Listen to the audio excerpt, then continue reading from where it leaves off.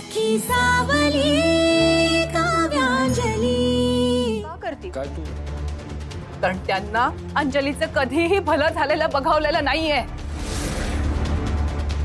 आपलं चांगलं होण्यापेक्षा दुसऱ्याचं वाईट कसं होईल याच्याकडे जरा जास्तच लक्ष असतं त्यांचं. काय बरोबर बोलतेय ना मी? नाही नाही, माझा अजूनही विश्वास बसत नाहीये. ते गुरुजी असं खोटं नाटक कशासाठी सांगतील? काव्या, तुझ्या बहिणीचा संसार वाचावा म्हणून तू हे सांगतेस ना?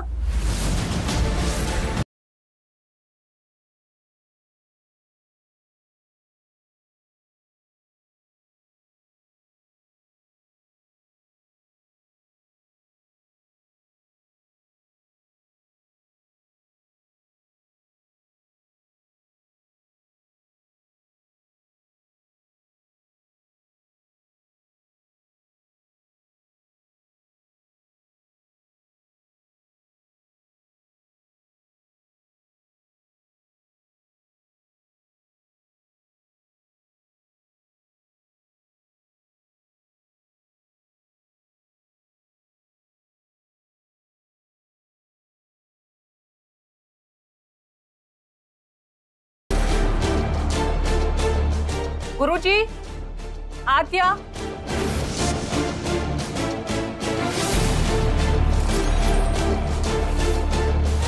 भयंकर अभद्र अशुभाची चाहूल. अहो, या दोघांचं लग्नच कसं होऊ दिलं तुम्ही?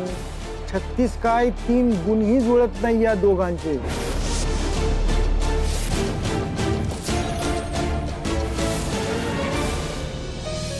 प्रीतम, आपल्या नशिबात नक्की काय आहे? हळूहळू सगळं ठीक होईल असं वाटत असताना मावशी तर आपल्या घटस्फोटाच्या तयारीला लागले. तू हिम्मत सोडू नकोस असं अक्कई म्हणाली. ती प्रयत्नही करते, तिला यश मिळावं एवढीच एक आशा आहे. आता पुन्हा सगळं पहिल्यासारखं व्हावं एवढीच एक प्रार्थना आहे देवाकडे.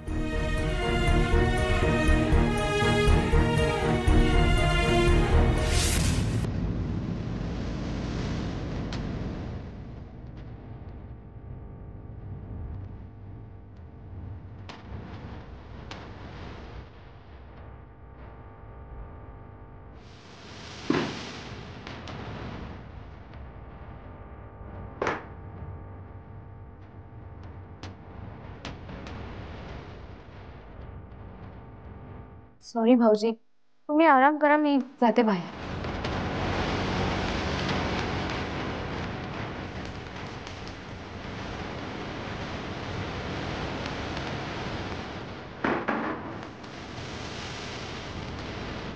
काव्या, मला त्रास देण्यासाठी अंजलीला मुद्दाम माझ्या रूम मध्ये घेतलंस काय?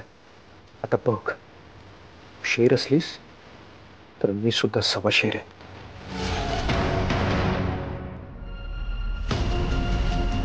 मगाशी आमच्या समोर जे काही सत्य तुम्ही कबूल केलं ते मावशींना सांगा.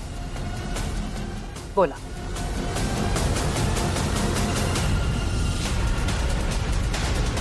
बोला गुरुजी. यांनी तुम्हाला हे सगळं खोटं सांगायला पैसे दिले होते की नाही? सांगा.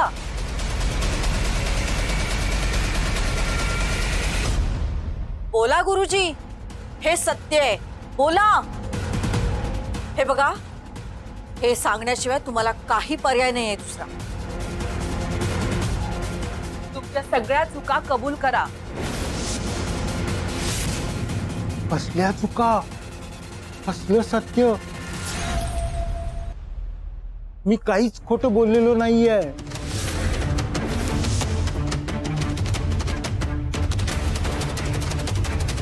प्रीतम आणि अंजली यांनी एकमेकांपासून लांब राहावे असं अजूनही माझं ठाम मत आहे.